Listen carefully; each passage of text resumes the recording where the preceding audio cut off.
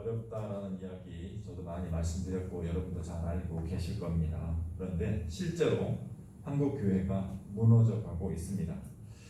코로나19가 전 세계에 확산되고 우리나라에도 급속히 확산되었습니다. 그것은 현재도 진행형입니다. 그리고 한국의 코로나 확산 중심에 한국의 교회가 있었다고 언론은 연일 그동안 1년 넘는 시간 동안 보도를 하였습니다. 한국의 일부 교회와 이단 교회가 정부의 방역 지침을 잘 따르지 않은 것은 사실이지만 한국 교회가 코로나19 바이러스에 확산되는 주범은 결코 아닙니다. 성도들이 모여서 예배를 드리던 교회는 코로나19 바이러스의 최대 피해자일 뿐입니다. 교회의 목적은 사람들이 모여서 하나님의 말씀을 듣고 예배를 드리는 것입니다. 그런데 그 가장 중요한 본질을 금한 것이 바로 코로나19 바이러스 확산 때문이었습니다. 교회는 교회를 유지하고 지키기 위해서 예배를 드리고자 하였습니다. 그러나 연일 방송과 언론 매체에서는 교회에 대한 비판 기사가 넘쳐났습니다. 이미 여러분들도 잘 알고 계실 것입니다. 그렇게 1년여의 시간이 지나자 교회들이 무너져가고 있습니다. 중대형 교회들은 그래도 견딜만 합니다. 그런데 문제는 도시 지역의 작은 교회들과 개척 교회입니다. 이들 교회는 대부분 전세 보증금 얼마에 월세를 내는 그런 구조를 가지고 있습니다. 성도들이 적다 보니 또 개척한 지 얼마 안 되었다 보니 재정이 열악한 상태입니다. 그래서 보증금을 내고 상가 건물이나 건물 한쪽을 임대해서 교회로 활용하고 있었던 것이지요. 그런데 이들 교회는 코로나19로 인해서 성도들이 모여서 예배를 드리는 그런 일들을 하지 못하게 되었습니다. 그러자 헌금도 당연히 줄게 되고 교회를 운영하는 것조차 어려워지게 된 것입니다. 그래서 1년의 시간 동안 전세 보증금을 까먹고 건물이나 상가에서 쫓겨나게 된 것입니다. 전세 보증금을 까먹고 그 새 들었던 건물에서 쫓겨나게 된 것입니다. 그렇다 보니 새로운 건물에 새를 들어갈 수 있는 형편이 안 되는 것입니다. 이미 전세 보증금을 다 까먹었지 않습니까? 또 혹여나 세를 얻을 수 있는 보증금이 남아 있어도 요즘 건물주들이 교회에 세를 주기를 꺼려합니다. 교회에 대한 부정적 이미지가 너무 확산되었기 때문입니다. 사람들이 이제는 교회가 들어오는 것을 반대합니다. 사람들이 싫어하는 건물주 당연히 싫어하게 되는 것입니다. 이렇게 해서요 작은 교회나 개척교회들이 속절없이 무너지고 있습니다. 이것이요 저희 교단, 저희 대전 선후의 지역 안에서 일어나고 있는 일입니다. 제가 알기로 이미 대여섯 교회들이 그 1년 사이에 지금 사라지는 상황 가운데 있습니다. 그 다음으로 어려운 것이 바로 농어촌 교회입니다. 아시다시피 저희 독곡교회도 농촌 교회입니다. 농어촌 교회가 그나마 도시의 그런 작은 교회, 개척교회로 형편이 조금 나은 이유는 월세를 내지 않아도 되기 때문입니다. 그러나 대부분의 농어촌 교회는 코로나 바이러스 외에 그 문제와 더불어서 해결하기 어려운 구조적인 문제를 가지고 있습니다. 그것은 도시화와 고령화라는 것입니다. 도시화는 잘 아시는 것처럼 젊은이들이 도시로 다 떠나는 그런 현상을 말하는 것입니다. 우리 주변에서도 보시는 것처럼 대부분 다 어르신들만 남아있는 것이 현실입니다. 물론 자녀들이 왔다 갔다 하지만 그들이 이곳에 상국에서 사는 자녀들은 극히 일부입니다. 고령화 문제 한번 보십시오. 여러분 주변에 한번 보십시오. 대부분의 성도님들이 이제 연세가 60을 넘어서 70세, 80세 되신 분들이 주입니다. 비단 저희 교회뿐만이 아니라 이 지역에 있는 농어촌 교회의 대부분의 현실입니다. 이것은 도시화나 고령화는 개개인의 문제가 아닙니다. 사회의 구조적인 문제입니다. 세상이 변하면서 사회가 변하면서 이런 문제들이 자연스럽게 생겨나게 된 것이지요. 출산율은 급격히 떨어지고 있습니다. 앞으로도 더 급격하게 떨어질 것입니다. 반면 평균 수명은 계속해서 늘어나는 것이 사회 현상입니다. 이런 배경으로 인해서 도시화와 고령화는 더 가속될 것입니다. 10년 후에 덕곡교회는 덕곡교의 모습은 어떻게 될까요? 여러분 한번 생각해 보십시오. 여러분들이 덕곡교회인데 10년 후에는 어떻게 될까요? 지금부터 10년 후에 덕곡교회를 준비하지 않으면 10년 후에 덕곡교회는 없어질 가능성이 매우 큽니다. 고령화, 도시화는 작금의 농어촌 교회가 가지고 있는 구조적인 문제이기 때문입니다. 저희들만의 힘으로는, 저와 여러분의 힘만으로는 해결하기 어려운 그런 구조적인 문제이기 때문입니다. 현재 한국교회와 농어촌교회는 이러한 많은 어려운 문제들의 가운데 직면하고 있습니다. 이런 어려움에 처한 한국교회와 덕곡교회 이런 현실을 생각하면서 오늘 본문의 말씀을 살펴보고자 합니다. 이런 문제들이 오늘 본문의 말씀과 어떻게 연결되고 우리에게 주는 교훈은 무엇인지 살펴보도록 하겠습니다. 오늘 본문의 내용은요, 예수님께서 제자들에게 천국에 대하여 말씀하시는 내용입니다. 그런데 이 오늘 본문의 내용을 살펴보기에 앞서서 그 앞에 있는 내용 13장 1절부터 23절의 말씀이 또 연결되기 때문에 그 내용 잠깐 살펴보겠습니다. 오늘 본문의 앞에 있는 내용 13장 1절부터 23절은 씨 뿌리는 비유입니다. 이것 또한 천국에 대한 내용입니다. 어떤 사람이 천국에 들어갈 것인가에 대해서 예수님께서 제자들에게 비유로 설명하시는 내용입니다. 여러분도 잘 아시는 내용입니다. 씨 뿌리는 자가 네 가지 땅에 씨를 뿌리는 그런 비유입니다. 씨 뿌리는 자가 네 가지 땅에 씨를 뿌립니다. 첫 번째는 길가에 씨를 뿌립니다. 그러자 새들이 와서 먹어버립니다. 또 두 번째는 흙이 얕은 돌밭에 씨를 뿌렸습니다. 이곳에는 곧 싹이 나오나 해가 돋은 후에 이 씨가 말라 죽게 됩니다. 세 번째는 가시떨기 밭에 씨를 뿌렸습니다. 싹이 나고 자라났지만 가시가 기운을 막아서 결국에는 결실을 하지 못하게 됩니다. 네 번째는 좋은 땅, 옥토이죠.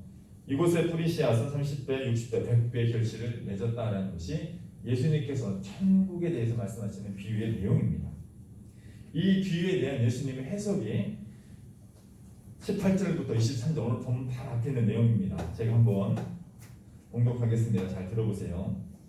그런즉 씨 뿌리는 비유를 들으라. 아무나 천국 말씀을 듣고 깨닫지 못할 때는 악한 자가 와서 그 마음에 뿌려진 것을 빼앗나니 이는 곧 길가에 뿌려진 자요. 돌밭에 뿌려졌다는 것은 말씀을 듣고 즉시 기쁨으로 받되 그 속에 뿌리가 없어 잠시 견디다가 말씀으로 말미암아 혼란이나 박해가 일어날 때에는 곧 넘어지는 자요. 가시떨기에 뿌려졌다는 것은 말씀을 들으나 세상의 염려와 재물의 유혹에 말씀이 막혀 결실하지 못하는 자요. 좋은 땅에 뿌려졌다는 것은 말씀을 듣고 깨닫는 자니 결실하여 어떤 것은 100배, 어떤 것은 60배, 어떤 것은 30배가 되느니라 하시더라. 자, 이 비유의 말씀과 해석의 결론은요, 말씀이라는 씨앗은 좋은 땅에 뿌려져야 결실을 맺는다라는 그런 내용입니다. 그래서 이것을 통해서 우리에게 주는 교훈은 뭐냐면 우리의 마음밭을 좋은 땅으로, 옥토로 만들어야 천국에 갈 수 있다라는 그런 교훈의 말씀입니다. 아무리 하나님의 말씀, 씨라는 것은 말씀이죠. 아무리 하나님의 귀한 말씀이, 복음의 말씀이 사람들에게 아무리 잘 뿌려져도 그 말씀이 땅에 뿌리를 내리고 자라나서 결실을 맺기 위해서는 그 마음밭이, 그 사람의 마음밭이 좋아야 한다라는 것입니다. 길가밭이나 돌짝밭이나 가시밭에 그런 상태의 마음을 가지고 있는 사람은 그 말씀이 들어가도 결실하지 못한다라는 그런 말씀이시죠. 그래서 마음밭을 좋은 땅, 옥토로 지경해야 된다라는 말씀입니다. 자, 예수님께서는 이렇게 씨 뿌리는 비유를 설명해 주시고 곧 이어서 오늘 본문의 말씀을 해 주시고 있습니다. 오늘 본문 말씀 제가 한 번 더 보겠습니다.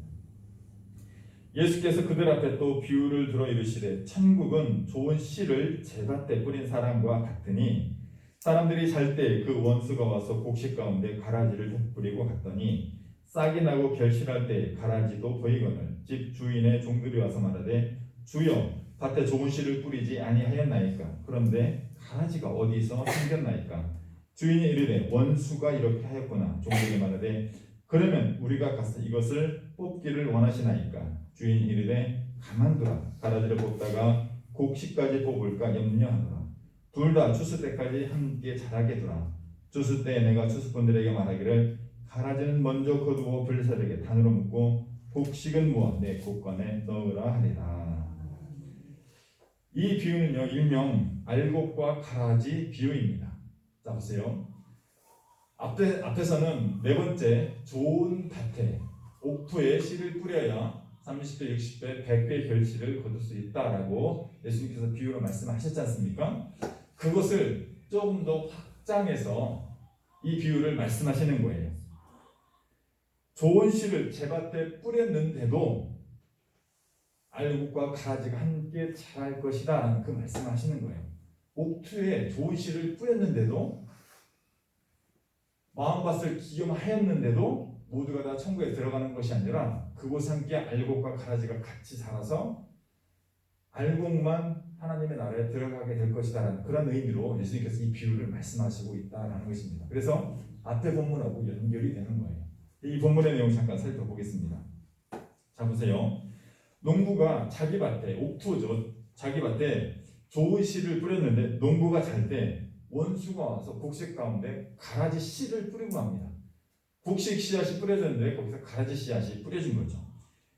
추수할 때가 돼서 종들이 가라지와 함께 곡식이 있는 것을 보고 뽑으려 합니다. 그러자 주인이 이를 만류합니다. 그 이유는 가라지를 뽑다가 곡식까지 뽑을까 염려하기 때문입니다. 그래서 주인은 추수 때가 되면 그때 알곡과 가라지를 구분하여 추수하면 된다라고 말하고 있습니다. 가라지를 먼저 거두어서 단으로 묶어놓고 불에 태우기 위해서 그리고 그 이후에 알곡을 뽑으면 된다라고 말씀하시고 있습니다. 비유에 대한 설명을 좀 들으셔야죠. 씨라는 것은 말씀이다라고 제가 말씀을 드렸습니다. 여기서 원수는 사단 마귀입니다. 가라지를 뿌리는 원수 사단 마귀가 이 세상에 존재하고 있다라는 것이죠. 하나님의 대적자죠.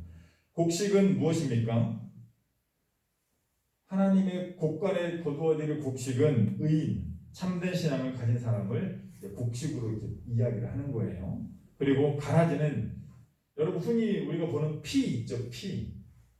쌀하고 똑같이 생겼지 않습니까? 자라날 때 보면 언뜻 보면 구분이 잘 안 될 정도로 똑같습니다. 그런데 열매가 다르죠. 이 가라지는 피를 우리 쉽게 이해하시면 됩니다. 피살이 한다고 그러죠. 이것은 피는 가라지는 악인을 말하는 것입니다. 거짓 신앙인 참된 신앙인을 넘어뜨리려는 사람, 이런 사람이 이제 가라지가 되는 것이죠. 자 그러면 사단이 곡식 가운데 가라지 씨를 뿌리는 때는 언제였습니까? 사단이요 그 가라지 씨를 뿌리는데 언제 뿌려요? 곡식, 알곡 씨를 뿌리고 난 직후입니다. 그래서요 곡식과 가라지가 함께 자라게 됩니다. 근데 초반에는요 그것을 구분하기가 어려운 거예요. 곡식 씨를 뿌린 그곳에 가라지 씨를 덧뿌리는 것은 사단이 하는 역할인데 바로 직후에 뿌려진다라는 것입니다. 자, 이게 무슨 얘기입니까? 세상의 악은요 태초부터 지금까지 존재해오고 있다라는 것입니다. 선과 악은요 동전의 양면과도 같은 것입니다. 악이 있기에 선이 있고 선이 있으면 필연적으로 악이 있게 된다라는 그런 의미입니다. 여러분 우리나라가 아무리 좋은 나라라 할지라도 우리나라 안에 수많은 악이 존재합니다. 악이라는 것은 사람의 마음, 곧 사람이 가진 욕심에서 생겨나기 때문입니다. 악이라는 것이 따로 존재하는 것이 아닙니다. 어떤 악이라는 것이 실체나 형상이 있는 게 아니에요. 사람의 마음에서 나오는 것이 바로 악이다라는 것이지요. 자 한번 살펴볼까요? 코로나19 바이러스로 인해서 많은 악이 생겨났습니다. 그 자체가 악이지 않습니까? 그런데 코로나19 바이러스가 어떻게 해서 생겨나고 어떻게 해서 확산되었습니까? 사람들이요 사람들의 자리를 지키지 않고 동물들의 자리, 이게 코로나 바이러스가 동물에게 숙주하는 동물들에게 있는 바이러스지 않습니까? 그것을 사람의 욕심으로 잡아먹고 사육하고 하면서 이것이 인간에게 전파가 되었어요. 이게 악입니다. 욕심을 부리는 거죠. 사람에게 주어진 것만 하는 것이 아니라 동물들의 자리를 침탈하고 그들의 권리를 빼앗고 그들을 식용함으로 인해서 인간에게 옮겨지게 된 것이지요. 자, 이렇게 해서 코로나19 바이러스가 확산되었는데 어떤 일들이 일어났습니까? 방역 물품, 마스크나 방호복 이런 것들 초창기 여러분 기억나십니까? 중국에서 생산되어서 독일로 가던 것을 미국이 빼돌리는 뭐 이런 뉴스 들어보셨나요? 그런 일들이요 비일비재하게 일어났습니다. 먼저 계약을 해서 그 나라로 가야 될, 다른 나라로 가야 될 방역 물품을 다른 힘 있는 나라로 뺏어가는 거예요. 이거 악이지요. 백신 개발하고 또 접종하는 그런 모습들이 지금 계속 우리가 이제 방송에 보도되고 있는데요. 백신을 개발할 때 또 접종할 때 어떤 일들이 일어나고 있습니까? 자국 먼저 맞겠다라는 거예요. 다른 나라, 우리나라 먼저 맞고 다른 나라는 남는 거 수출하겠다. 뭐 이렇게 EU나 여러 국가들이, 미국의 이런 국가들이 그렇게 계속 이야기하고 있어요. 그리고 실제로 그렇게 하고 있습니다. 민간 기업에서 생산을 해서 다른 나라, 여러 나라 계약을 했을 거 아닙니까? 그러면 같이 동시에 나눠줘야 되는데 힘 있는 나라들이, 기구들이 우리나라 국민 먼저 맞추겠다라는 거예요.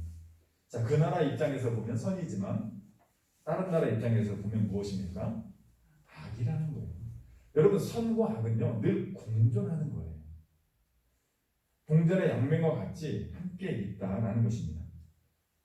자, 우리나라는요 코로나19 방역 대응을 너무나 잘한 국가이지만 코로나19 바이러스가 그래도 확산되었습니다. 그런데요 확산되면서 많은 국민들이 힘들고 어려워졌습니다. 경제적으로 어려워졌습니다.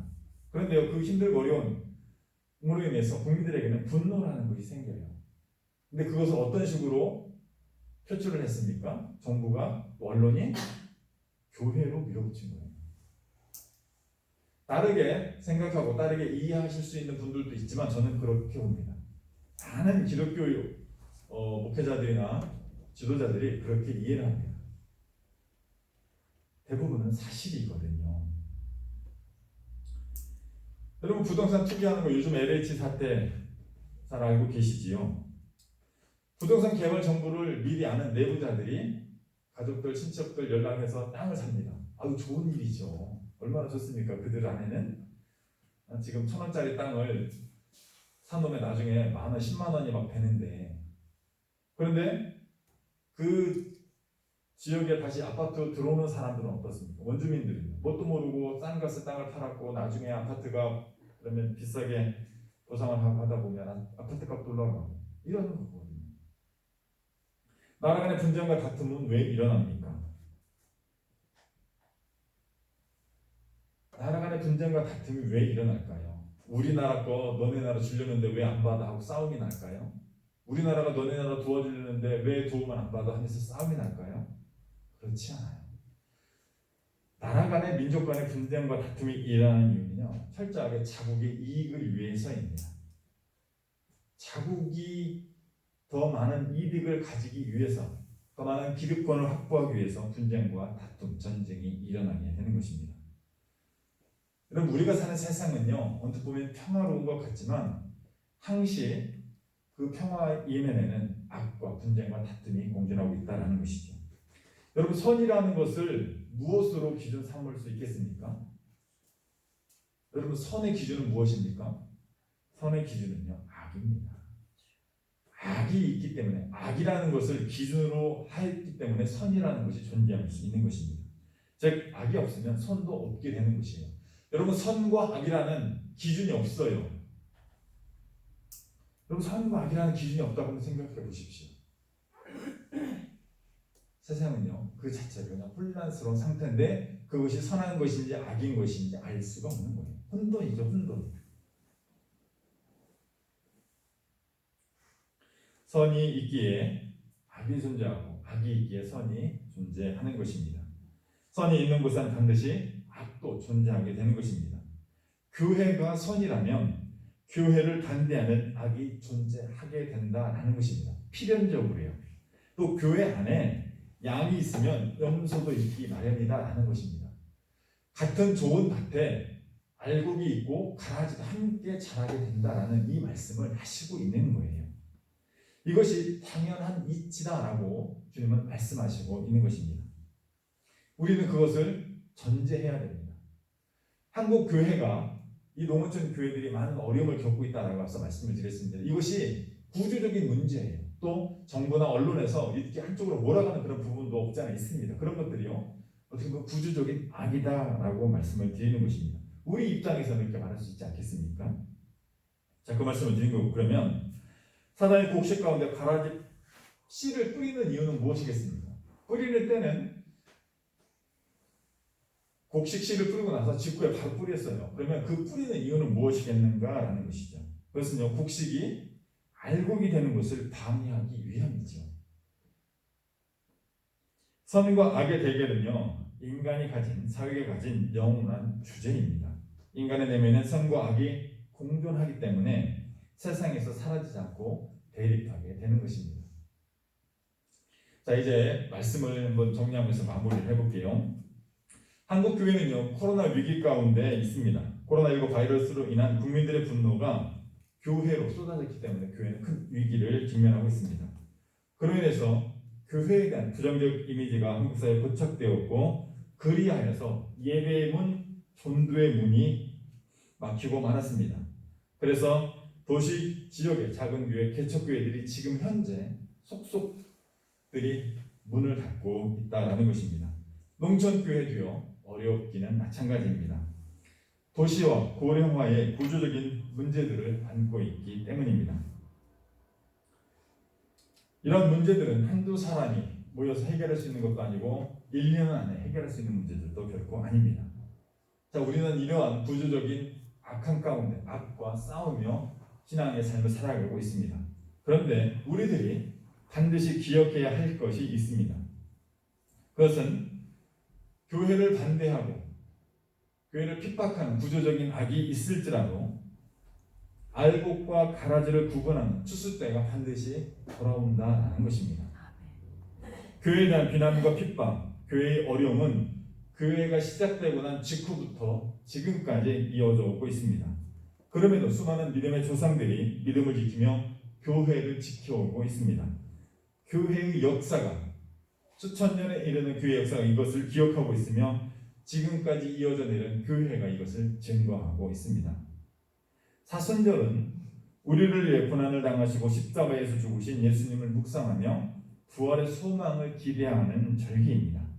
세상이 어수선하고 교회가 어려울수록 우리가 더욱더 붙잡아야 할 것은 주님의 십자가와 부활의 신앙이다라는 것입니다. 세상의 악이 창궐하여 주님의 교회를 공격할지라도 알곡과 가라지를 구별하는 마지막 심판의 날이 다가오고 있음을 여러분 꼭 기억하시기를 바랍니다. 흔들리지 않는 믿음으로 가끔의 힘들고 어려운 고난을 참고 이겨내어서 천국 백성이 다 되는 여러분이 되시기를 주님의 이름으로 축원드립니다. 아멘. 기도하겠습니다.